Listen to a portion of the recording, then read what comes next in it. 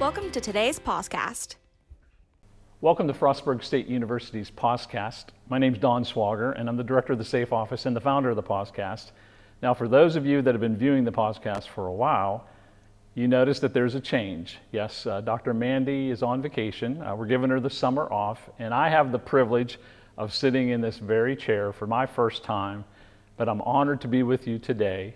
I'm super excited that we have a very famous author with us on campus. He and his wife Beth have traveled 3 hours. They live in Virginia, and we're just really fortunate to have them. He's written a couple of books, but one of the books that we're going to be talking about in this episode is called Digital Cocaine. And I have to give you a little story, Brad, about how I was introduced to this book, if you don't mind. Yeah, please do. I was at a meeting, and a colleague of mine was reading this book. And the only thing I could see was cocaine on it. And I was like, brother, I said, you're reading about cocaine. What's going on? And he goes, no, it's not any cocaine. It's digital cocaine. And I was really intrigued by that. Now, at the time, you have to understand that I was doing a little bit of research about loneliness and the epidemic that our world's experiencing right now, because I'm concerned about our college students.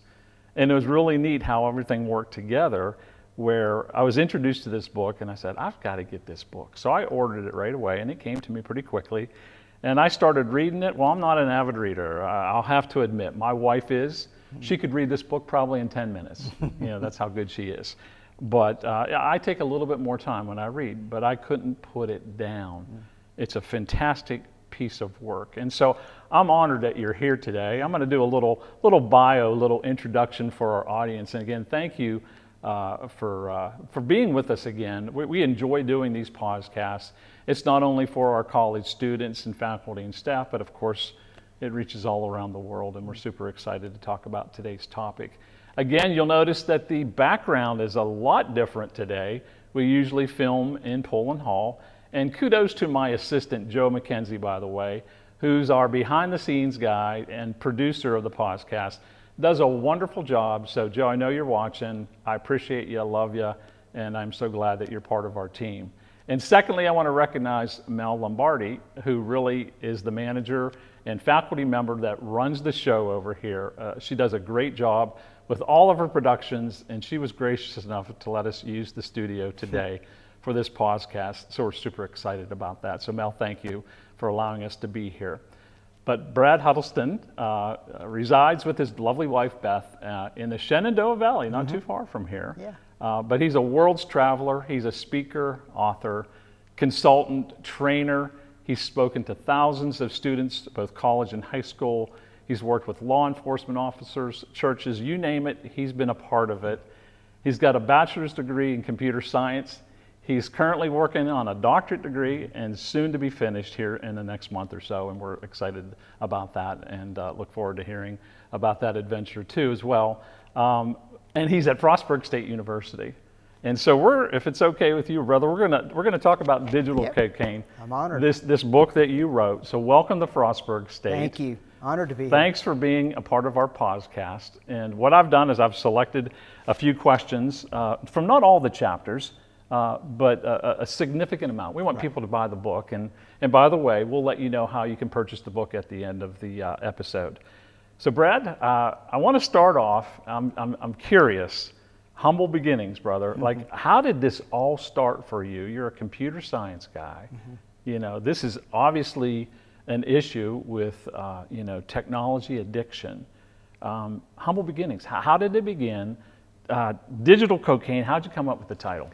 Well, this was not something that I chose. It sort of fell in my lap, I guess by providence. I was asked by our youth leader at our church many years ago. I wrote my first book in 2012, and it's out of print now. And so I've written 3 books on this subject. But she came to me, and we attend this church that's very solid, great families, good kids and all of that. But she came to me and she said, I would like to show you something. I need your help with something and advice. And she opened up, if you remember, the old social networking site called MySpace. Yes. It was the predecessor to Facebook. And in there were about half of the kids in our youth group. And a big percentage of them were doing some pretty vile things with their posts, with their pictures and things. And not all of them, but many of them were, and the language was horrible. I was shocked. I was mortified because at church I saw one thing, but behind the scenes I saw another. So I started looking into this at other really good churches. I speak at a lot of schools, public and private, and it wasn't just our church. It was all the schools, Christian schools, public schools, private schools. This was happening under the cover of darkness in those days. And so I had a television show on a network, and I went to them and I said, hey, there's this thing called social networking. That's how long ago it was. Yeah. And we've got a pretty serious problem going on that people need to know about. And they signed off on some airtime for me to do a documentary. And so I think it was a 30-minute or an hour-long documentary. And after I went on television with that, my pastor also asked me to deal with it on Sunday morning because of my computer science background. He pretty much said, well, you're the nerd, you deal with it.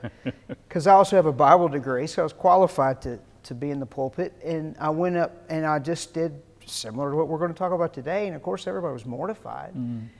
And ever since the television show and speaking that Sunday morning, it just took off. And ended up I've been going to Australia anyway, but they asked me to come and help them do a culturally relevant version of it down there.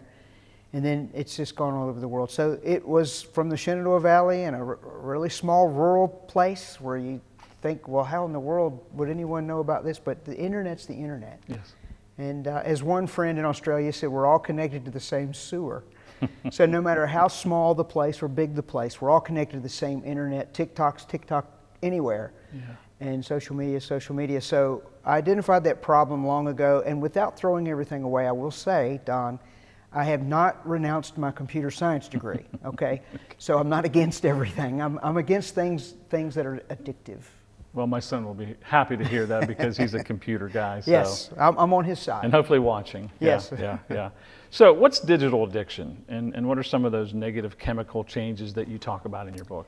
Well, the addictive process, no matter what you're addicted to, is the same. So the ingestion points would be different. For example, people get addicted to food, the ingestion point would be obviously the mouth. Smoking would be through the lungs where the drugs get in. Also with cocaine, it will go up the nose. When it comes to the digital, it goes in through the eyes from a screen. But it all goes into an area of the brain called the nucleus accumbens. And then there's the reward circuit. It's a little cluster of nerves that gets excited by this chemical that we've all heard about now called dopamine. Yes. Dopamine is very necessary for the students here at Frostburg to learn.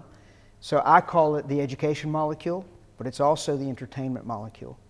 So when they're Netflix binging, when they're social media binging, looking at pornography, all those things, the dopamine levels are way too high. And it's very addictive at that point. So we chase that.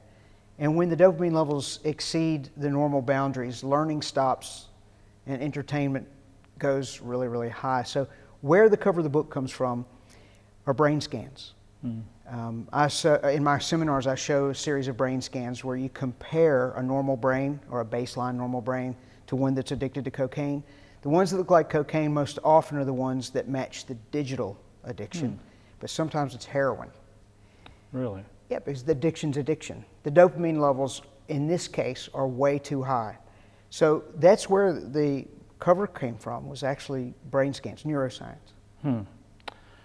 So what's the difference then between someone who's digitally addicted versus an alcoholic or cocaine addict? And I know that you dealt with that a little bit, if you could dive into that a little bit more, because you don't need alcohol or cocaine, to live or survive. Right. But one, could say that you might need technology to function in the world that we live in today. Yeah.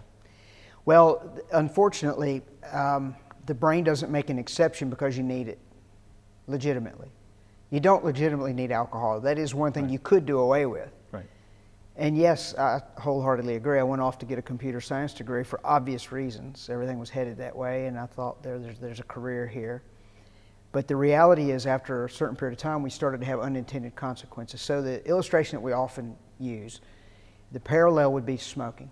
There was a time when it was culturally acceptable. Doctors smoked. They would make television commercials touting the efficacy of, the stress relief that you get from it. And indeed you do. The tar and the nicotine is a drug. Your dopamine levels go up and it makes you feel good. That's why people smoke. Unfortunately, we started to have an unintended consequence called cancer.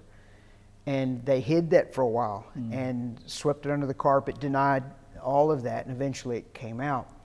This is exactly where we are with technology. It is something that is, in this case, actually beneficial in many cases, but the entertainment part of it is causing horrific brain scans. Now the unintended consequences would be a mental health crisis globally. That's why I'm globetrotting. All over the world we see this, wherever the internet is gone, which is about everywhere now. Yeah. So you have loneliness, isolation now, in ways that it's hard for older folks to even understand why we have such a culture of being hermits. I get it, and you would get it because this is what you do. Yeah. But these unintended consequences would be anxiety, depression, loneliness, severe, which has led to self-harm, which has led to suicidal ideation and suicides, to the point where Australia has just banned social media for under 16s, not just at school, but across the board. Sweden has taken all technology out of classrooms now. Wow. So you're starting to see a reversal in many places around the world because their leaders actually care for their young people. But to answer your question, that was a long way around the mountain. I think sometimes when people give me these wonderful excuses and reasons why they have to have technology, and they're all very legitimate reasons, I think they might be hoping that I will say, not that I have the power to do anything in someone's brain, but I think they're hoping I will say, well, in your case, that is so clever, the brain's going to make an exception for you. But it's a machine, if you want to use that illustration, and it's going to do what it's going to do. And if you overload it with dopamine, it's going to break. And the thing that I have the hardest time communicating to people, the research is clear. It is not the content. So when parents come to me and say, if my child behaves themselves during the week, I will give them 2 hours on a Saturday, and then I have to hug them and say, well, you do know cocaine is bad on Saturday just like it is on Tuesday. Or they'll say, I only allow them to use it for educational purposes. Then I have to gently, these are not evil people, Don. Right. They're wonderful parents and they mean well. But I'm put in a position where I can either be a motivational coach and give them some platitude, or I can tell them the truth, which ultimately leads to a freedom from the addiction. But I'll say something like, what evidence do you have that little Mathletics app that's on that Chromebook is any different dopaminergically to, say, Call of Duty or Fortnite or Roblox? And they look at you bewildered, and I feel terrible. These are not evil people. Yeah. But the reality is the brain is going to do what it's going to do regardless of the content. So it's been a while since I've read your book.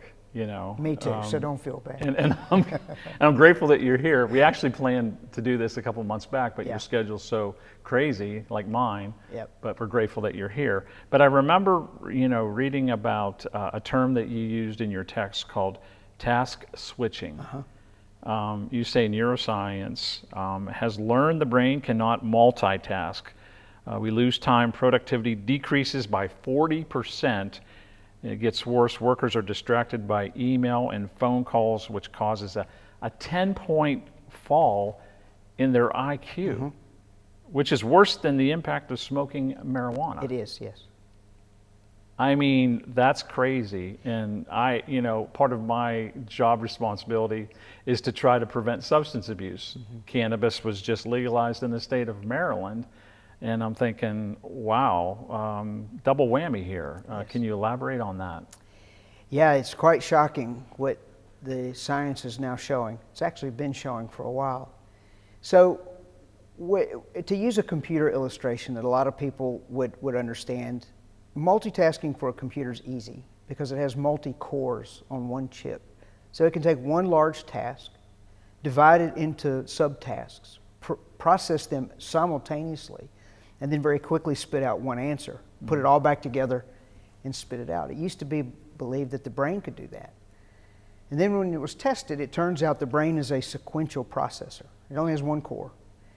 And if you try to do more than one thing at a time, all of that happens. And it's been shown over and over again. What the brain actually does is not multitasks, it switches tasks, between tasks. And when you switch rapidly between this task, that task, perceptually, you think your productivity is going up. And it was actually taught in the corporate world for a long time that you have to be a good multitasker to do this job. Yes. Well, a lot of that's stopped now because we know better. So now the idea is to get people to monotask, to do one thing at a time for blocks of time. You'll hear this working in buckets. That's one of the terms that the corporate world will use. Work in buckets. Do that one thing and then go to that. So when you work the way the brain is designed to work, then suddenly your productivity goes up, your IQ goes up. And in an academic world like what we're sitting in now, this, in my opinion, needs to get out. And I'm honored to be here, Don. And we hope that lots of students will watch this, because I just gave a lot of study tips just then.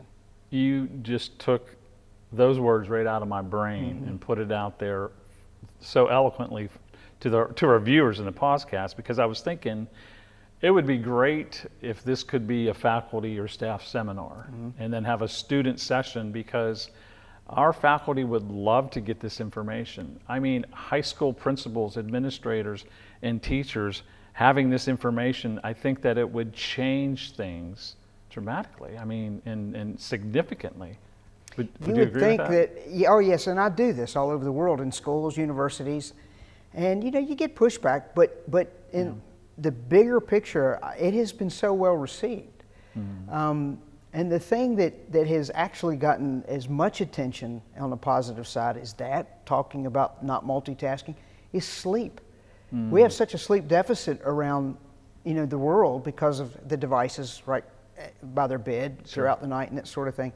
I've had students come to me, Don, on those two issues of the task switching and the sleep, but they'll say, Brad, I did that sleep thing you were talking about, because I do this whole lecture, you know, about the REM sleep and the deep sleep and all that, and how the technology interrupts those flows and those, all that. But they'll go, and it's not very many students, but I have had them come to me and say things like, I just cannot believe how I feel. I don't think, because of the era that they've grown up in, that they've never experienced that full night deep sleep with the REM and all of that, and they just, it rocks their world with goodness. And so it is well received in a lot of places, but then you get the smirks too. You get the kids who think, well, he's old, he doesn't know what he's talking about. You do get that, of course. Yeah. I think I shared with you off camera that I tried that with my baseball team, my baseball coach. And I told them, I said, listen, I don't want to see your cell phone from the time that you get into the van to the time that you get to the practice or the game. Once you're home on your own time, that's your own time. But in my time, we don't want to see it. And I'll tell you, it was just, our season's very short, as you know. High school baseball is real short. But I noticed a difference. Now, of course, I'm not a scientist and I didn't gather data, you know, but just anecdotally speaking, I could physically see that they were more alert, you know. And now we did add some nutritional things as well, as you should, you know. But like during the 4th and 5th innings, usually you would see these guys crashing. And it's just not nutrition, but it's exactly what we're talking about. So kudos. I tried it. I'm going to continue to work with them on that. Hopefully I'll learn a little bit more in our episode today. Yeah, but Don, you don't need data for everything either. You know, I will often say this, my grandma could have solved all of this with no degrees whatsoever. Yeah, but common sense goes a long, long way. I agree with that, but as you know, in higher education, they that's love why, data. Yeah, that's why I'm getting a doctorate, because you have to do that. So next question, can you briefly explain how dopamine normally works in the brain? And you covered a little bit of that, but what happens to the brain when one is overstimulated by technology? Dopamine serves many, many functions. So when you talk about it, you know, the function of cognition, I mentioned earlier, it's the learning molecule. Students need it to learn math, English, history. It has a lot to do with cognition, but the levels need to be, well, the term chemical imbalance. When that gets out of balance, things become very addictive to them. Social media, video games, pornography, all those sorts of things. Compound that with the legalization of marijuana globally. It's not just here, it's everywhere. Alcohol's been a problem for how long? When you put those together, the synergistic effect is compounded. The dopamine levels are getting out of whack, not only from the digital, but also from the drugs. So the dopamine levels then cause a resistance to be built up into the brain. Your brain's fighting back, so it builds a dopaminergic barrier. It's trying to push out, it's kind of, I don't want to get overly complicated, but you got neurons like this, and the dopamine receptors at the bottom are getting clogged up, if you will. So it's pushing them back out, trying to protect itself, which means you have to do the activities longer, harder, more intensely, more coke, more alcohol, more marijuana to force more dopamine through the barrier. And you can do that. But the catch-22 is the barrier gets thicker. So over time, you become anhedonic. You have a hard time feeling it. And then you get into this repetitive cycle of doing more. Next thing you know, you're smoking more pot than you ever did, you're drinking more alcohol, and in the case of digital, your head's down longer and longer, and you're scrolling, or you're playing. You got to get to those next levels, otherwise you have anxiety. So it's a matter of dopamine is good, it's needed for balance. People with Parkinson's have a different problem. They can't get the dopamine in, but they need dopamine. So I'm not here to say dopamine's bad. It's when the levels get too high from overstimulation is when the problems begin. I hope I answered that. Yeah, so it kind of reminds me of tolerance. It is tolerance, yep. You know, I mean, I'm an old addictions counselor, and we kind of talk about that. So. And resistance. Yeah. All right, so I'm going to talk a little bit about the DSM-4 or 5, you know, now, kind of showing my age there a little bit. So there's a paragraph in chapter 1 when you mention the DSM-5, all right? And by the way, for our listening audience, that's the Diagnostic and Statistical Manual for Mental Health. And so you say that does not include internet addiction disorder. Any guesses as to why? Do you have any information about whether or not these disorders are going to be considered in the future? I've been challenged to go find out why. Okay. But who am I? I mean, I'm on nobody's radar screen at that level. We all want to know why. Well, a lot of us have asked that question. The theory that bubbles up to the top, maybe it's a conspiracy theory, I don't know, but the one that makes the most sense to me is that if we were to have a mass power outage across the country, you'd have so much detox and withdrawals, because this is a very real addiction, that the insurance companies are the ones who do not want it put in there because they'd have to pay for all of the treatment. Now, that's a theory that's not known. That's just the theory at the top that makes the most sense to me. Because if you go to the doctor now, who decides if you're going to get treatment? It's the insurance companies. I mean, we're always in battle with the insurance companies to cover things for us. So it has been postulated that it could be the insurance companies that are keeping it out. But the honest answer is we don't know, and it's very frustrating because in other parts of the world, take for instance South Korea. I was there, spoke at Global Youth Forum. They have won the world's race for digital supremacy. It's the home of Samsung and LG. They have the best video gamers on the planet, but they also have 400 digital detox rehabilitation centers. Wow. Dedicated solely to digital addiction.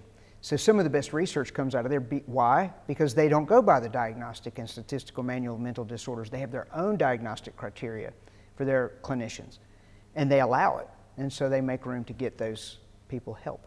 So what about in our own country? I mean, I used to work drug rehab years ago, and I remember 10 years ago, just kind of talking to my students saying stuff like, well, I think that we're going to have to start having rehabs, for, technology addiction. And so is it here in America? I mean, do we have centers that are already established, or is it on its way, or? There are clinics who do traditional drug addiction who have added it on. I've spoken at several teen challenge centers around the world. Okay. They are now beginning to take video game addiction, and there are some places that do handle that, but by and large they're too expensive because insurance doesn't cover it. So the whole point of that I wrote Digital Rehab is how do you do this at home with your family? Because most people could not afford to do it, but there are no common centers that have a brand, of this such and such a digital treatment center. There are none like that. There are no chains in existence. There are very few places that have it added on. There are, but they're very, very few. There's only one in Australia. I spent a lot of time there, and they have the same percentage per capita problem as we do. But even then, when you go, it's in Sydney, and when you go there, they still will not diagnose it as an addiction. Why? Because that country also follows the Diagnostic and Statistical Manual of Mental Disorders. But if you talk to them, oh yeah, they're addicted. Of course they are. Okay. But you're not allowed to give an official diagnosis. But in Asia, China, I think, has 600 such facilities. a combination of detox camps and centers that you can go to. So it's just the Americans and the countries who follow us that have that problem. Therefore, there are very few places to send them to. There are, but very few. Interesting, but sad. It is very sad. Yeah. So we're going to kind of wrap things up a little bit. We're out of time already. I can't believe that. And this has been like a really great learning curve for me. And again, I appreciate your time. But I want to end this episode with this question. You end chapter 1 with a message about not beating yourself up. Now, I love that message. And many times I talk to our college students about that very concept. So I'm a believer in that. So why is that so important for people to hear? Why is it a message that you want our listeners to hear today? When it comes to things like pornography addiction, whether you're a spiritual person, a non-spiritual person, shame always sets in. And when you get to a point of shame, you become hopeless. We all fall short. Every person on planet Earth is flawed. And I don't mean that in a negative way. We're human. It's the same thing as saying, look, you're just human. You are. You're not going to solve anything by beating yourself up. The idea is to forgive yourself. I would also advocate getting forgiveness when you need it, whether it be from God or from people if you've wronged them. That goes a long way, but forgiving yourself. The idea is to move forward. And you need to give yourself permission to do that because you're not going to get better unless you do. So it does no good to beat yourself up and whip yourself, put yourself under a bunch of condemnation. Now look, if you're guilty of something, again, if there's a wrong that needs to be made right, you need to feel conviction for that, and that's a good thing. But because you've fallen into addiction, because you have fallen into this, seek help. And that's a good thing. That's a positive thing. That is how you get rid of the shame. Yeah, it's a great message, and I appreciate that. Well, unfortunately, we're out of time, but listeners, you will be very happy to know that off camera, I asked Brad if he could join us for another episode or a few, maybe a couple, and he's graciously said yes. And so keep tuning in because Brad's going to be back with us, and we're excited about that. So I want to kind of end this episode, Brad, if I may. Again, the book that we're talking about is Digital Cocaine. And Brad, why don't you tell our listeners how they can get a copy of this great text? Well, I appreciate that. Here in the U.S., you simply go to bradhuddleston.com, bradhuddleston.com, and you'll see it all on the website. And I know you're global, but if you will just, for those listening or watching in another country, just Google my name, and along with your country and where to find the book, it'll tell you which bookstore to go to. All right. Well, Brad, thanks for being with us today. I really appreciate your time. Look forward to seeing you again. Yeah, I'm honored to call you friend. Thank you, Don. Same here. Well, listen, folks, thanks for joining us for another episode of the FSU PAWSCAST. We're glad that you're here, and remember, healthy choices equal healthy lives. See you next time.